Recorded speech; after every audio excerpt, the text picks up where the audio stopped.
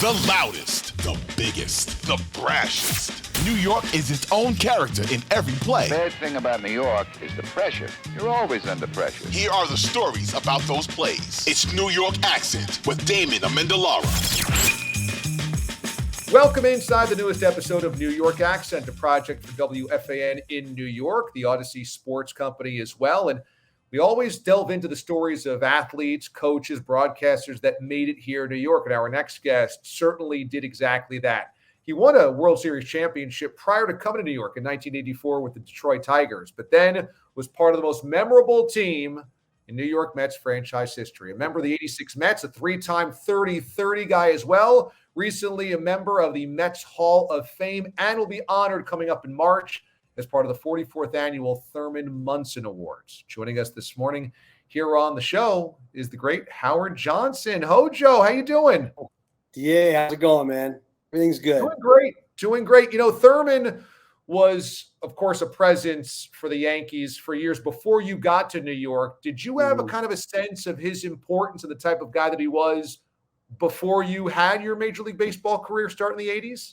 Oh yeah, when I was younger, you know, I'd watch, you know, games on TV. The Yankees were on a lot. You know, I lived in Florida. I grew up there in Florida, and you know, the Yankees were on a lot. You know, game of the week and stuff, and you know, of course, Thurman Munson and all the World Series stuff that was happening when I was in high school. So I listen. I have tremendous respect for the Munson family and this whole thing. So I'm really excited about being there this year in March. Tickets are available, and so you can be part of this amazing gala, this amazing dinner. Thurman Munson obviously tragically passes away in the 1980 season, and I'm wondering, you know, if you're a baseball fan, do you remember like where you were or hearing that news or the outpouring of emotion after that crash? I don't exactly remember where I was, but I just remember when the news came across. See, we got our news a lot different back those days, you know. Sure did. Well, you had to be watching TV or be on the radio, and you know, you just didn't hear things real fast. But I just remember, you know, thinking, man, what a great player! Like he died, he's dead from, you know, a plane crash, and just not really understanding like all the details with that, and you know, you feel kind of lost at that just for a moment. You know, you don't know like what's happening, you know, what's going on. You know, how does even something like that happen? I never knew guys. You know, I wasn't familiar with, you know, pilots and flying and this and that, and you know, just to think that guys are doing that, you know, also playing baseball at the same time. I thought that was kind of a separate deal. I never wanted to put myself at risk like that, but yeah, it's just a crazy moment when that happened, and you know, people never forget the event that happened, and so that's just something that will always stay with you. He's the captain of the 77 and 78 Yankees teams that win the World Series. That's the last World Series champions in New York until you guys did it in 86. But I had mentioned you had won the World Series in 84 with, historically speaking, one of the most dominant champions of all time, the 84 Detroit Tigers. You guys were white hot to begin the season, ripped through the playoffs. That was a really dominant team and is still the last Tigers World Series champion as well. What were your memories as a young player on the 84 Tigers teams and what you were watching from the veterans around you as you guys went to a championship? Well, that's well put, DA, because I really watched the veterans. I was a young player. It's my first full year, 84. I'd come up a little bit in 82 and 83. And, you know, I learned a long time ago that if you want to be great, you know, watch the great do what they do and try to learn from that. And that's the way I carried that with me a long time. And, you know, I watched all the veteran players that we had and just tried to pick their brains and talk to them and watch the game. And if I wasn't playing, I could still watch the game and try to learn as much as I could from that. Watching the pitcher throw, just everything. You know, you could learn so much by watching. And I think that that part of the game gets lost on young players today. I think that, we're so absorbed in, what we are doing that we study our swing. We study, every little thing about ourselves. But, if we watch and we see the veterans, we watch the guys who do it well and make it look effortless. There's something to be learned from that. And that's something that might apply. We didn't have, things you have today, the instant video, all this stuff. So you have to be creative, and you have to be thinking like, okay, what can this guy do that I can't, and how can I get what he has? Maybe that'll help me. What can I do to help me? And it's just one of those things that takes a while, but you learn from watching and trying to ask those questions amongst each other, definitely in your own mind. When you left the Tigers and were traded to the Mets and you get to spring training in 86, do you feel a certain similarity between what you had just experienced 2 years earlier in Detroit? Very similar, because in 82 and 83, the Tigers had come close. I knew we had a good team. I was part of a good program that was being built. The team was ready to pop, basically. 84 just kind of took off. We made it kind of a thing in spring training that, to be on this team, you got to win, and you're going to, this is our expectation that year. And the same thing was happening in 85. When I got traded over there, I knew right away the team was on the verge of popping, and, came close. And then 86 comes around. It was almost identical from 84 and thinking in 86 now. The team was aware of what they were, and we were like on the verge. So it was just a matter of coming out of spring training and saying, this is what we're going to do, and this is how we're going to do it. And you just don't know exactly how it's going to play out, but that at the end of the year, we're going to accomplish our goal, which was to get to the postseason, win a world championship, beat St. Louis, for the division title. That was our main obstacle in front of us, and just try to dominate the division and dominate the National League and just get to where we wanted to get to. How much did you guys hate the Cardinals? Pretty much. We hated them. They hated us. We had some great games with them, some great series. I'll never forget, going there, just seeing, the plane fly across, Busch Stadium, Mets are upon some, that was the big deal. And we're like, what the heck is this? So, the hotel, the team hotel was right across the street from the ballpark. So, walking from there across the street into the ballpark, was a treat, because there's a lot of Cardinal fans, a lot of Met fans, but a lot of Cardinal fans, waiting to give it to us. And so we were aware of it, and we kind of embraced it. It was like, okay, let's go, let's do this thing. And that's the attitude that we had, was like, let's go meet it head on. And we were finally able to break through in 86 after coming close in 85. And, rest is history. We just kind of end up breezing through the season, but, it was still a difficult challenge, because the Cardinals were a heck of a team, and Whitey was a heck of a manager, and we knew that they were going to be ready for us. Down 2 runs, 2 outs, bottom 9, game Yep. 6. Do you feel hopeless, or do you feel hopeful at that moment? I don't want to say hopeless or hopeful. I felt like, be honest with you, DA, I felt like in my mind, I'm thinking it can't end like this. So that's what I was thinking at this time. Honest to God, at the moment, I was just thinking, it can't end. It can't end. You're kind of like somebody punched you in the face. You're kind of stunned, but it can't end. It's not over. Dykstra was standing next to me. I was talking to Lenny. I said, I just can't see it being over right now.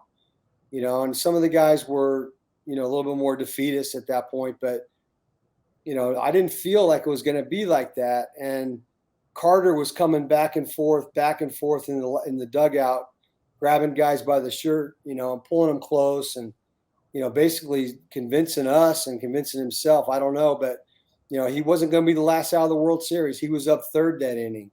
So as things were kind of unfolding, Gary just wasn't going to let it happen. And that's just the way we felt. And when he went up there to bat with 2 outs and nobody on, down by 2, he fouled off a ton of pitches. I don't know what the number was, but he fouled off a lot of pitches before finally getting a base hit. And at that point, it was like a flame was lit that, opened the door. The door opened a crack. And that's all we wanted was that opportunity, at least to try to put something together. It wasn't going to happen. It wasn't going to happen, but at least we had a chance. And that's what guys, kind of jumped on, and it snowballed from against them from there. And we just felt all the momentum in the world happen. What was it like to be a young player in New York in the 80s that could go anywhere and be a celebrity after winning the World Series? It's different. It's fun. I'd tell you that. I was married, had my youngest daughter. I want to say kids. I had one daughter at the time, and my wife and I enjoyed New York. We were living there full time. It was just so much fun to be a part of it because the city embraced us so much that we fell in love with it. It was great to go into the city, go have dinner. People would recognize you when you walked into the door. You didn't have to call for a reservation. You just basically walk in, hey, let's go eat here, Nice. So we'd go grab dinner, and it was just, gosh, man, people were everywhere. They just wanted to be a part of it. They wanted to shake your hand. They wanted to high five you and congratulate you. And we just enjoyed it, took advantage of that, and made a lot of friends there. That's for sure. So Ray Knight then leaves after that. That opens up third base for you full time, and you take advantage right away. You have 30-30 season, and you have 3 of them in the ensuing years for teams that are good, but not as great as 86, although the 88 team was amazing as well. Yeah. What do you pinpoint as the reason why all the ensuing years after 86, you guys weren't quite as great as 86? Because I don't think you can just flip the switch and repeat what happened the year before. There's always going to be, roster change. There's going to be, attitude change a little bit. It's different when you're hunting the champ and you want to be the champ. And then when you finally climb that mountain, you're in search of another mountain to climb, and it's hard to get down. You have to go down to go back up. And so I just know from experience that it's difficult to do. I think if you look in sports, period, it's hard to repeat. It's hard to win again. It's hard to do anything twice, when you talk about like major sports. And so I look at our team back then, and we fit that profile 100%. We were in search of something that we couldn't find. And it took us, 86 was unbelievable. 87 was a good season, but, for me personally, it was a great season. But overall, we still, guys got hurt. I mean, I think our whole pitching staff went down at some point during 87 season. Time on the DL, Doc was going through his thing with the drugs. So there was a lot of things that were going on that impacted that year. And then 88, we had a mountain to climb, and we climbed it. We had a great season. We had a great team. But the Dodgers just, knocked us right down. Earl Hershiser, I blame him. He was the guy. I blame Kirk Gibson, Gibby, my buddy. Mike Sosa, T-Bone Show. I blame all those guys. I blame Tommy Lasorda because I think he did a heck of a job getting that team ready to play. And hey, man, they took it from us, and I just tipped my hat. You were a 2-time All-Star, a 2-time Silver Slugger as well. You had 3 30-30 seasons, and it wraps up with a Mets Hall of Fame honor. And to be honored recently to go into the Mets Hall of Fame, that must have been pretty impactful, powerful for you. How was it when you learned that you were going to go in? Well, I got a call from Steve Cohen about, 3 or 4 days before Christmas. and he told me, what I did have no idea what it was about. I'd given up any opportunity or mindset that I was maybe get to the Mets Hall of Fame. You just don't think about those things after You a while. thought maybe he was calling you up to be maybe a DH or something? I don't know. I'd been a coach before. I thought maybe he was asking me to, help out in some way. But when he told me what it was about, his sentence was like, the Hall of Fame committee has met. And as soon as he said that, I was like, dang, man, I'm gonna be elected. And I didn't know what to say. I was a little emotional for about a minute and couldn't say a word. And then finally just, thanked him for, calling and, making, this a great holiday season for us and my family. I didn't know what to say at that point. I just thanked him tremendously. And, it was exciting from there. He said, hey, look, we're keeping it under wraps for a while. We haven't announced it yet for about, 6-7 weeks. So just be patient. And so that was difficult to do that, but I did it. And when it finally happened, it was quite cool for myself, obviously, but my family I was really happy for them. It's a time now where a lot of your teammates and members of the 86 team are being honored by the Mets, yourself into the Team Hall of Fame. Keith Hernandez's number retired, and now we'll have Darryl Strawberry and Doc Gooden's number retired in 2024 as well. How's it feel to see teammates of yours like that have their numbers retired, top deck of Citi Field? Well, I think that when that happens, you just appreciate them even more. I mean, we knew as players, like I could tell you, that Keith, I could tell you that Straw, I could tell you that Doc, those guys, basically drove the bus. You know what I mean? They got us to where we got to. They helped climb the mountain. They were the guys doing the work. The rest of us, filled roles. The rest of us, we were just happy to be on the bus, and that's kind of the way guys know each other. When you look at our, the guys that play, when you look at that team, when we go back and put ourselves back in that time capsule of being in that locker room or, going through those seasons, you just know, the guys that you rely on, the guys that you just admire, the way they approach the game, the way they do it. Carter was another guy. These are the players, that did the work. And so we just were there to fill the roles, the void, and that happens every day in a baseball season. There's little voids, guys step up, they a certain game, whatever, somebody goes down, a guy that comes up from the minor leagues, he fills a void, those are what we do. And so, it's nothing but admiration and respect for all of it.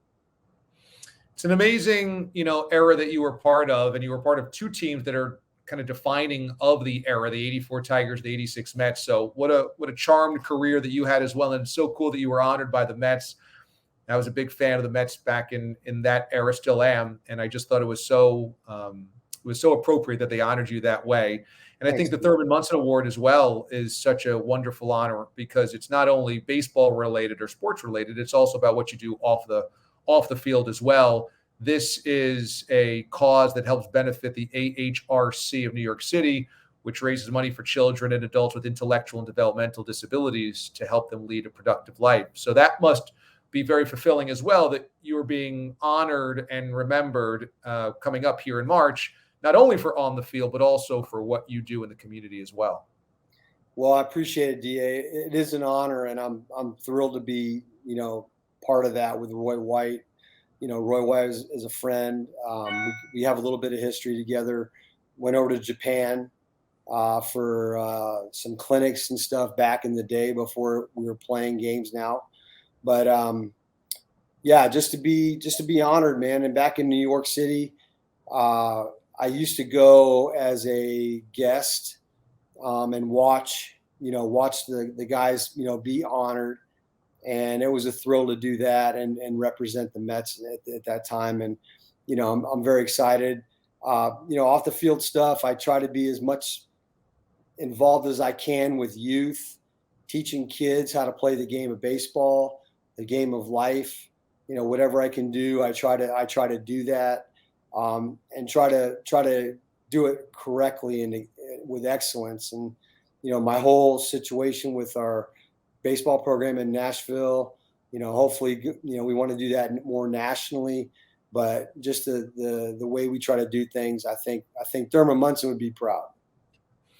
And that's very strong stuff. And so it's wonderful that you guys are being honored coming up in March. If our listeners and viewers want to check it out, they want to attend, tickets are available and can be purchased online as we speak for the Thurman Munson Awards coming up in March. Howard Johnson, multi-time All-Star, multi-time World Series champion, 3-time 30-30 guy, joining us here on New York Accent. HoJo, it is such a pleasure to catch up, man. Thank you so much, and congratulations on all the honors recently. So cool. Thank you, D. I really appreciate it. Love my New York roots and connecting there and coming back just to be a part of it. So I appreciate the kind words and look forward to seeing everybody in March. Right on. Our pleasure. Thanks again, HoJo. Appreciate it. DA. Thank you, man. Appreciate it. Hey, thanks for watching. If you enjoy New York Accent, don't forget to give it a thumbs up and subscribe to our channel for more episodes like this one. Also, if you want to watch more episodes of New York Accent, check out our playlist and let us know what you think in the comments below. Thanks again for watching, and we will see you for the next episode of New York Accent.